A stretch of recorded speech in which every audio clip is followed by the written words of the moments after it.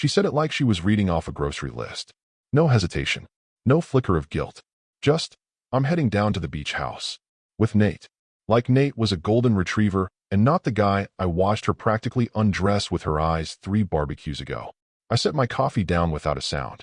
The spreadsheet on my laptop still glowed. Projected revenue, fixed expenses, Q4 targets. Neat little numbers, perfectly aligned. Unlike my life. If you go to our beach house with him, I said, still staring at the screen, we're done. She scoffed, loud enough to cover the silence that followed. You don't mean that. It's just sun and sand. There it was. The line in the sand, and the first heel grinding it out. She didn't look at me when she walked out. Just grabbed the keys from the bowl like she always did, texting someone, probably Nate, and shut the door like it was any other Saturday. What she didn't know was that I already knew. About Nate. About her little escape plan. About the project she was working on, supposedly with a team from Baltimore, the one she'd talked about exactly 0 times before it required a full weekend trip with a married man. And not just any man. One I'd shaken hands with. Bought ribs for. Watched lose to me at cornhole like it meant something. I didn't yell. Didn't chase. Didn't even blink. But I did close the laptop. And I did open the top drawer of the sideboard, the one she never used. Inside, a flash drive, a manila envelope, and a copy of a very old, very boring-looking deed. The kind of thing most people would ignore. She had. I called nobody. I just opened the calendar app on her iPad, which she didn't bother logging out of. There it was, weekend break, South Shore. The same weekend she'd claimed I should take time to myself, decompress, maybe go see your brother. Instead, I did what any responsible man would do when he sees a tornado warning and hears his wife say, "It's probably just a breeze." I packed a bag. Not much, just enough for 3 days and a perfectly timed nuclear reset. Because if she was going to choose a side, I was going to make sure she knew exactly what side she landed on. You know, over 90% of the folks who hear stories like this never actually subscribe. And hey, if you've gotten this far, well, you're the kind who likes watching slow explosions detonate in daylight. Hit that subscribe button.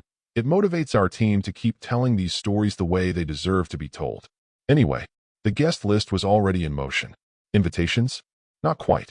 But I had a few quiet conversations over the last week. The kind that end with, just show up. Bring the kids. I'll have the grill going. Nate's wife was one of them. His kids? The same ones he used to post about during Family Fridays. Even his in-laws. The ones who bought them their first car and helped them cover daycare for 2 years. Yeah, them too. I knew the ocean wouldn't be the loudest thing that weekend. Not even close. She thought the betrayal was quiet. That it could be hidden behind beach selfies and cryptic captions. But the thing about secrets is, they rot when you put them somewhere warm. Like a sunny porch. Or a beachfront deck. And she walked straight into it. Confident. Smiling. Wearing the sundress I bought her last year with our joint card. She crossed the line. I just made sure there were witnesses. The photo came in at 6:08 p.m. Her toes half buried in the sand. That overpriced Sauvignon Blanc in hand. Stem tilted just enough to show off her manicure. Sunset filtering through the window behind her. And in that reflection, Nate. Shirtless. Grinning. Holding a second glass. She didn't caption it. She didn't have to. The message was clear. I did it. I went. What are you going to do about it? I didn't reply. I didn't need to. Because the wine she was smugly sipping? I'd had it delivered. She'd forgotten I managed the liquor vendor's corporate account. Bulk orders for company retreats, client mixers. I added a case of her favorite to our last shipment and tagged it with a surprise beach delivery. Use guest name at gate. She thought she was clever for finding it stocked in the cabinet. Thought fate was smiling on her affair. Thought. What she didn't realize was that her fate had been scheduled 2 days prior. When she left her laptop open while printing retreat documents in the home office, I noticed the calendar pop-up flash for half a second. SS Beach, Friday through Sunday. That was all I needed. I didn't even need her password. She used the same too, our daughter's birth year and the name of her old cat. I guessed right on the first try. There it was, a shared album with Nate, full of ideas for the trip. A playlist. A grocery list. By charcoal, lemons, herb goat cheese, condoms, hidden. Real subtle, Nate. So I added a few names to the mix. Not in the album, of course. In the real world. I made calls. One to Nate's wife, who picked up on the second ring and listened for 7 minutes without a word.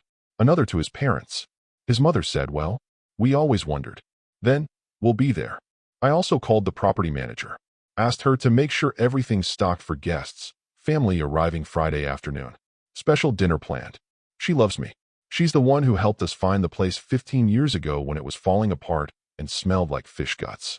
She even called me sweetheart when I offered to double her weekend rate. She had the sheets cleaned, the grill scrubbed, and, this part was critical, the guest logbook dusted and left open on the kitchen counter. I also added one more detail, something small. I replaced the framed photo in the hallway, the one of our wedding day, swapped it with a print of our prenups signature page, zoomed in just enough to highlight the section. Infidelity resulting in property reassignment clause, triggered upon guest occupancy breach. She never read the fine print. No one ever does. But she would. Oh, she would. Back at the beach, she probably poured another glass and turned her phone screen down, pleased with herself. Maybe she thought I was spiraling, pacing, wondering what she was doing, waiting to forgive her when she got back Monday. She'd built that version of me in her head, a quiet, predictable man too logical to retaliate. Someone who processes betrayal like a software update. Except logic has its sharp edges. She wasn't alone. She was hosting a reunion she didn't plan. They were already halfway down the coast. Her wine wasn't the only thing arriving that night. She just didn't know it yet. At 6:42 p.m. sharp, right as she was plating up some smug little charcuterie board she'd arranged to look effortless, but posted twice to her story, gravel crunched in the driveway. She assumed it was a delivery. Maybe the fresh towels she requested via the app. Maybe more of that wine she thought had magically appeared. She was already half a bottle in. Nate still out back, shirt unbuttoned like he thought he was auditioning for a resort catalog. But when she opened the door, it wasn't a delivery driver standing there. It was a woman, maybe mid-40s, in a pressed navy blouse and jeans too clean for a road trip. Beside her, two kids, one with a backpack slung low, the other holding a folded towel like he was told to behave or else. Behind them, an older couple stood quietly, hands clasped like they were attending a polite funeral. "Hi," the woman said, voice calm, composed, but a little too rehearsed. "Is this the Winston property?" She blinked. "No. I mean, this is my house." The woman smiled, sadly. "Oh." She glanced at the kids. "Well, not for much longer, I suppose." Before she could fire off whatever half-formed defense she had brewing, Nate strolled in through the sliding doors behind her, wiping his hands with a dish towel, clearly expecting a package or a neighbor. He froze, dead in his tracks.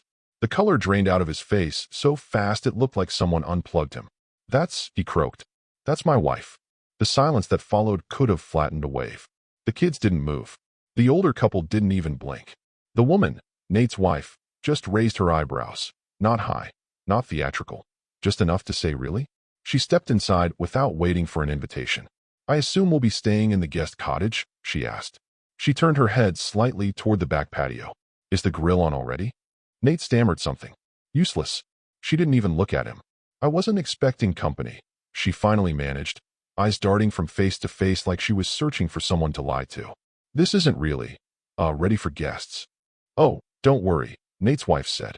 "We're not picky." The older couple nodded in unison. The woman said nothing, but the man offered a quiet, "We brought linens." Then came the sound. Another car. A low hum down the road. She stepped out onto the porch, heart racing now. A black sedan pulled in behind the SUV. The driver's door opened. It was her husband, wearing a clean polo, calm as sunrise, a duffel bag slung over his shoulder. He waved at the kids as he passed. She didn't say his name. Couldn't. Her throat locked. He stepped inside and looked around like he was inspecting a rental property.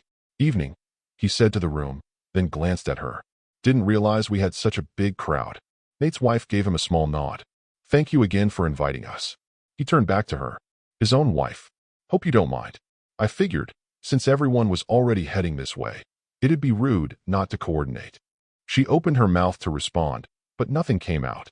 The kids sat on the edge of the couch without being told. Nate's parents walked straight to the kitchen like they remembered the layout. Her husband placed his bag neatly in the hallway and returned to the living room. Then the worst part. He sat, right in the chair by the fireplace, the one she always called her reading nook, and just looked at her. Not angry, not smug, just there. And suddenly, it wasn't her house anymore. It was a stage, and every seat had filled before the curtains went up. She yanked Nate by the wrist the second she found a sliver of privacy, dragging him past the wine rack and into the narrow hallway leading to the laundry room. Her voice barely broke above a whisper, but every syllable was acid. "What the hell is happening, Nate? You told me they weren't suspicious. You told me your wife didn't know, didn't even suspect anything. I didn't. Jesus, I didn't know they were coming, he whispered back, eyes darting over her shoulder like a kid who broke a vase and was hoping the sound didn't reach the next room. I swear, I didn't invite them. I haven't spoken to my parents in weeks. That's comforting, she hissed. And what? They just happened to show up. All of them. The same weekend you bring me here. He looked like he might cry. I don't know. Maybe someone said something. Maybe your husband. Before he could finish, a voice drifted in from the patio, low, calm, deliberate. Dinner's at 7. Her husband stood outside the sliding glass doors, holding a tray of uncooked salmon, seasoned and wrapped neatly in foil. He wasn't looking at her. He was adjusting the grill. I figured we'd all eat together, he said, since this is about family. Then he walked back toward the deck like nothing was wrong. Like this was some warm reunion, and not a social autopsy with the corpse still twitching on the table. She stood frozen in the hallway, Nate beside her, visibly wilting. Neither of them said a word. They both knew what came next. Dinner. Not a word either of them had planned. Not an event they intended. Not a moment they were prepared for. But now it was happening. They walked out together, barely. She felt like her legs were moving under someone else's command. Her stomach churned as the smells of grilled fish and toasted bread reached her nostrils. The table had been set. Plates out. Wine glasses filled. Her husband even lit the candles, the ones she saved for special evenings. Nate's wife was already seated. One kid beside her, the other across the table. His parents were mid-conversation with her husband, something about how lovely the drive was. Everyone smiled, too politely, like they were all at a wake for a relative no one liked. She sat. There was no other option. To leave now would mean one thing, guilt. And not the quiet, deniable kind. The kind that screams. If they bailed on dinner, they'd have to explain why. Why her face had gone pale when the SUV pulled up. Why Nate couldn't look his wife in the eye. Why her husband, her supposedly oblivious husband, looked like the only person not pretending. So she sat, and Nate sat beside her, across from his own wife, across from the kids who didn't say a word but kept staring at the two of them like a slow-burn horror movie. The first course was salad. Arugula, candied pecans, balsamic vinaigrette, her recipe. Her husband served it with surgical precision, like a maitre d' at a five-star place he never wanted to eat at again. No one spoke at first. The clink of forks and knives was deafening. Then Nate's mom broke the silence. So, how long have you two been involved? The fork paused midair. Nate's wife didn't flinch. She just kept chewing. Nate coughed. Excuse me. His dad chuckled. Son, your mother asked you a question. The table fell silent again. Even the kids stopped eating. From the far end, her husband topped off the wine like it was just another evening. She glanced at him. He was smiling faintly. A polite, distant smile. The kind you give strangers who stand too close in elevators. The worst part? Nobody left. Because to leave would be to admit. Admit the texts. The weekends. The excuses. The beach playlist labeled Q3 planning. Instead, they ate. Together. Like one big, broken family. The grilled salmon flaked perfectly, medium rare, skin crisp. The kind of meal people post with hashtags like hashtag coastal living and hashtag blessed. Nate's wife complimented the seasoning. Lemon and dill? She asked casually, wiping the corners of her mouth with the cloth napkin her husband had ironed that morning. Very fresh. She didn't respond. Couldn't. Her throat was too tight. She just nodded, trying to chew without choking. The wine sat heavy in her stomach. Her husband poured another round. Not hurried. Not slow. Mechanical. Then came the question. Spoken so softly, it almost sounded like she was asking about the weather. How long has this been going on? The clink of a fork meeting china. Nate dropped his gaze to his plate, pretending to inspect the parsley garnish. Silence. The kids froze. Across from her, Nate's wife kept her tone level. I'm not angry. Just curious. He finally looked up.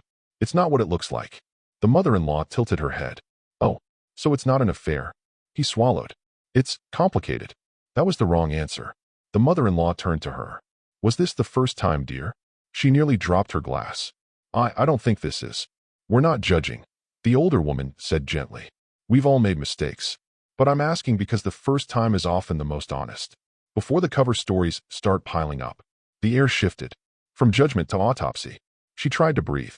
The room felt narrower, the lights too warm. Nate tried to deflect. We didn't plan this. Her husband cleared his throat slightly, not to speak, but as if to remind them he was still there, still listening. Nate's wife leaned back in her chair, swirling her wine. I found a receipt in your wallet from February. 2 rooms. Palm View Inn. You told me that was for a conference. He blinked. It was. I mean, I had to extend. There was bad weather. Her voice didn't rise. You called me from the hallway. I remember. The echo. You never used speakerphone before. That night you did. The kids kept their eyes on their plates. Like this was just grown-up talk. But they weren't too young to understand. Kids always know when the truth has been peeled open. Her own husband hadn't said a word since dinner started. He just ate, occasionally glanced at his watch, and topped off glasses like a perfect host. And every time she looked at him, he was already looking at her. Not with anger, not with sorrow, with stillness. The kind of stillness that makes a person reconsider every decision that led to it. How long? Nate's wife asked again, her eyes not leaving hers. She couldn't answer. Nate tried. It's not like we kept track. So it wasn't the first time, his mother interrupted. He looked at his father for help. The old man just kept chewing. Silent. Disappointed. The mother-in-law picked up her napkin and placed it gently on her lap. I suppose what hurts the most, she said, is the coordination. The effort. To deceive this many people takes work. She looked across the table, directly at her. Did it feel worth it? At any point. She opened her mouth, but no sound came. And across from her, her husband finally set down his fork. Still no words. Just the smallest raise of one eyebrow. The room didn't need shouting. Didn't need threats. Because every single person at that table had become a mirror. And her reflection wasn't human anymore. It was statistics. It was patterns. It was receipts and calendar events and wine labels and hotel echoes. It was an audit. In real time. And she was the discrepancy. The hallway smelled like lemon wood polish and linen spray. The scent she always insisted on for creating a calm environment. She had half a glass of wine left in her hand, and the stem clinked softly as she turned the corner, bare feet brushing the rug she bought on a self-care weekend in Santa Barbara. She reached for the master bedroom door like muscle memory. Like this place was still hers. But the knob didn't turn. She blinked. Tried again. Nothing. Then she saw it. A piece of printer paper taped cleanly to the door. Centered. No handwriting. Just plain, 14-point font. Guests in this room. Please use the guest cottage. At first, she laughed, soft and stunned, like someone misreading a joke. Then she reached up to peel it off, fingers trembling. It didn't budge. Scotch tape on all 4 corners, sealed tight. She knocked. Once. Twice. No answer. Of course not. She wasn't even sure who was behind the door anymore. And she wasn't ready to find out. The hallway behind her creaked. She turned, wine sloshing slightly in the glass. Nate stood there, arms folded, shirtless, barefoot, pathetic. She locked it? He asked quietly, trying to keep his voice down. I didn't even pack a bag. She stared at him. He repeated, gesturing toward the door. Locked it, right? She looked at the glass in her hand. Then back at him. It's not locked for her, she said. It's locked against us.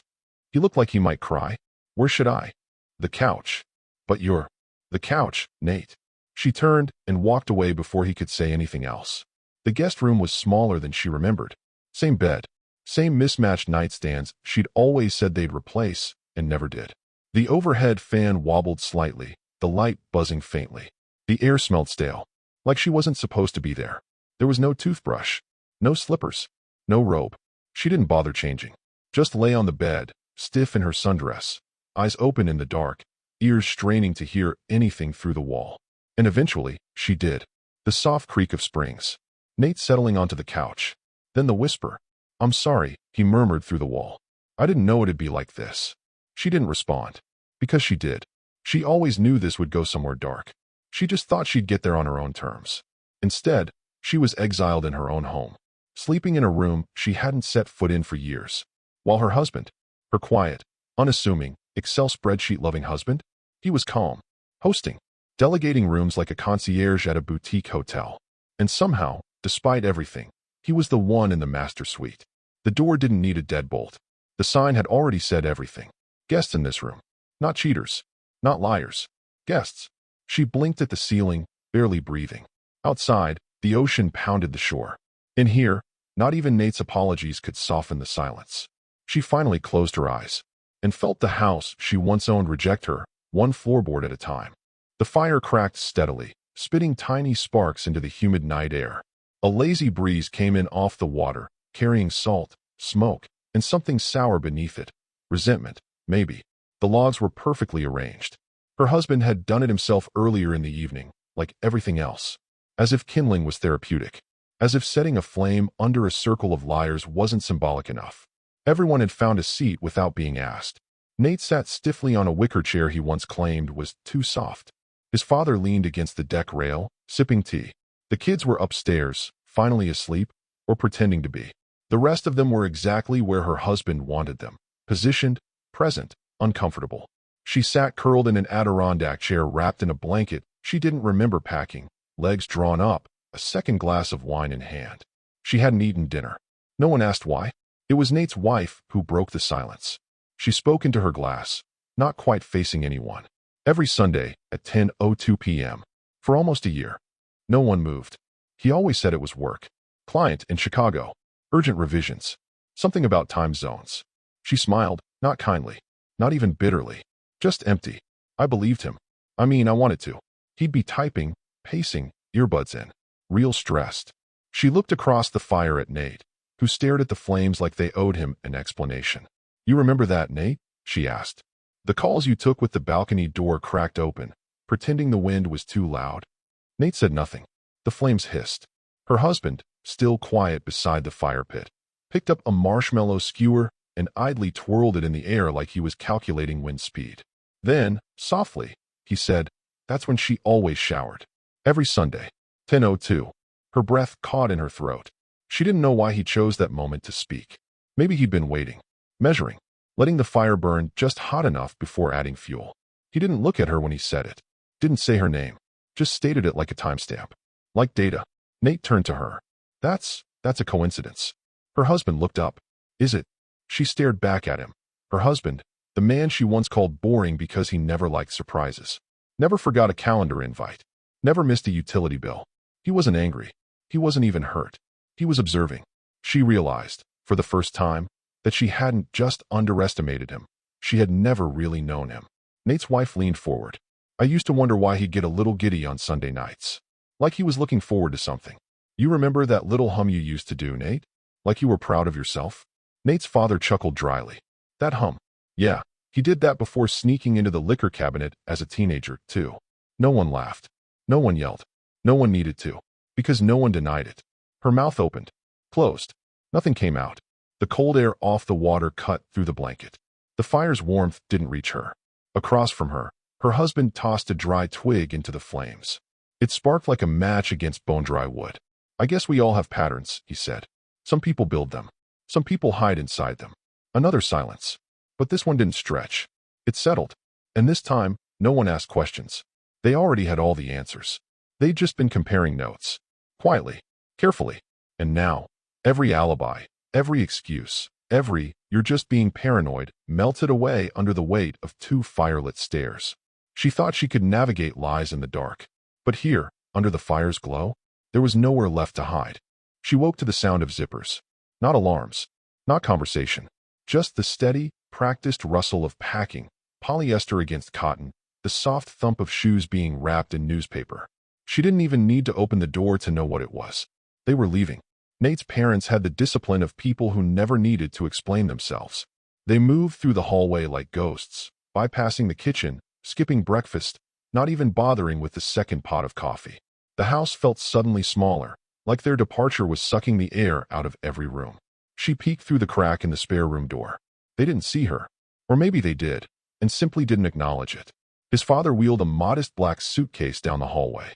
His mother carried a floral tote bag filled with board games and crosswords. She hadn't played any of them. No goodbyes. No speeches.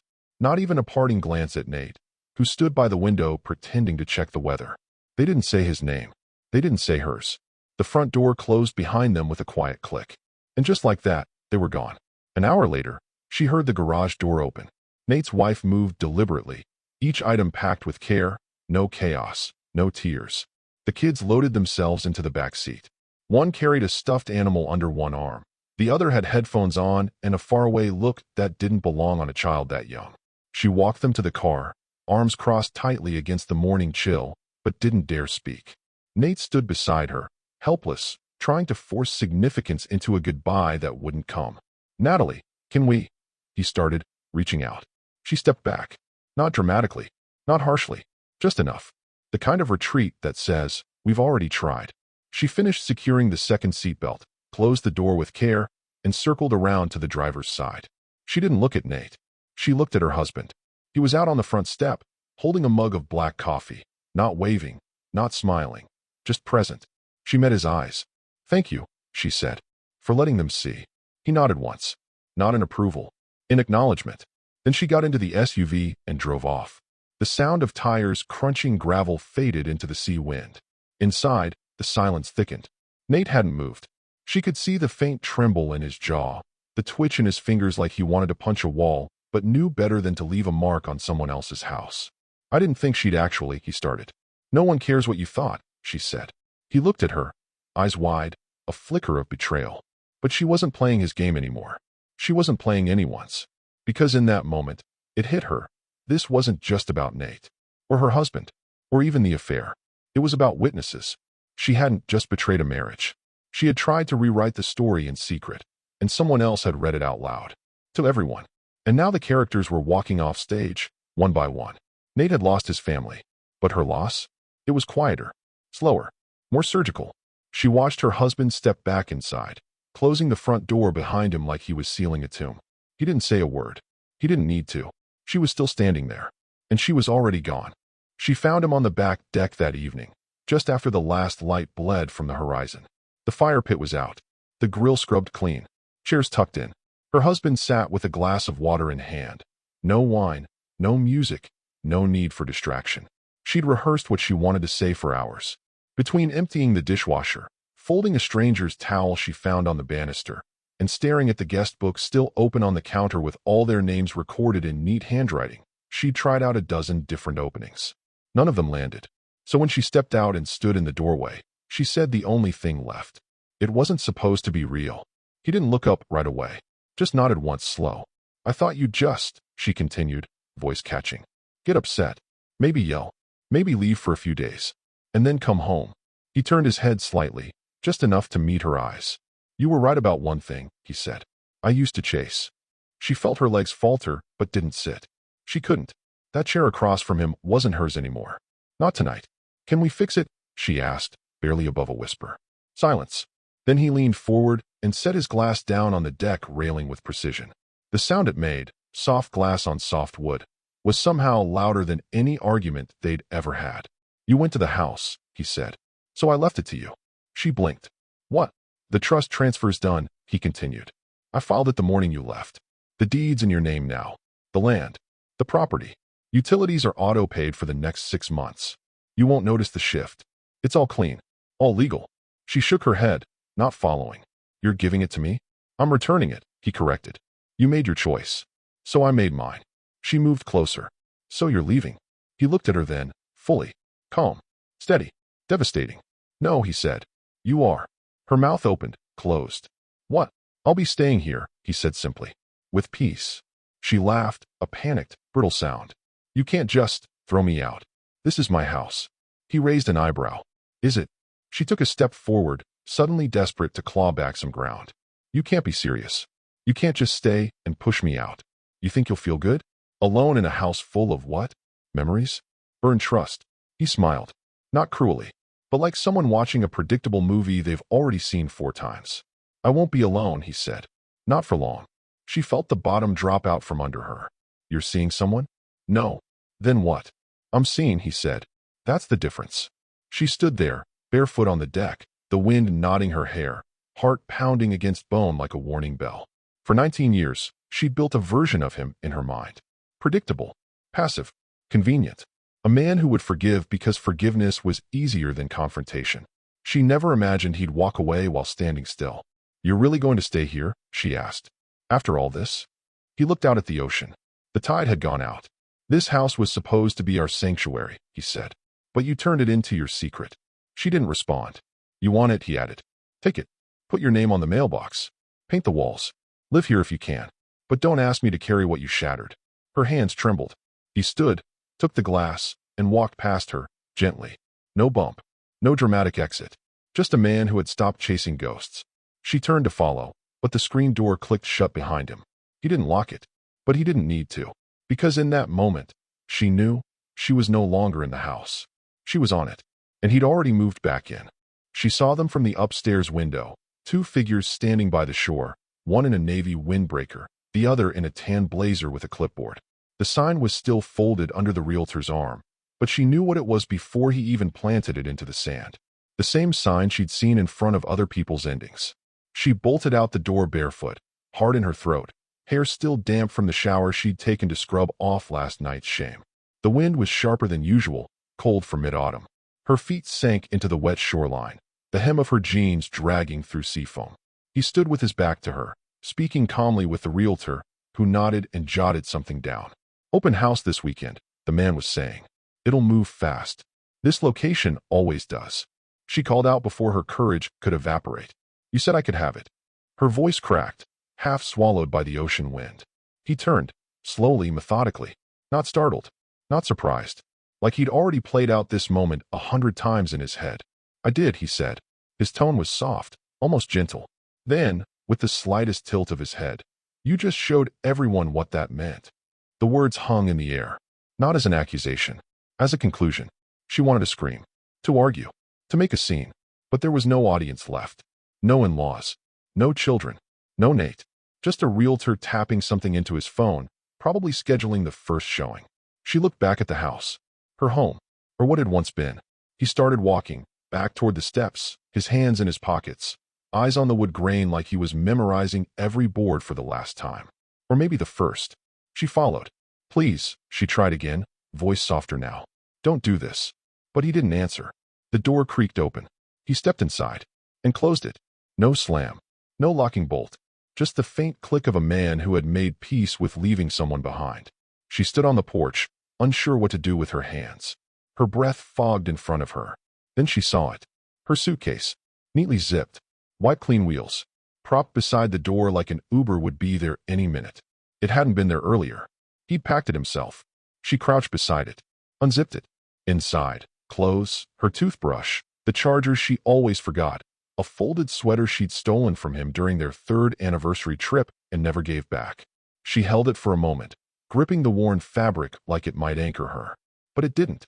She looked back at the house. Every light was off. The silence was intentional, not punishment. Closure. She sat on the porch as the sun dipped below the horizon. The last rays turned the windows to mirrors. She couldn't see in anymore. Only herself, dim, alone, and reflected back in glass she no longer belonged behind. She didn't cry. Tears would have meant there was still something to bargain for. Instead, she reached for the suitcase handle and finally pulled.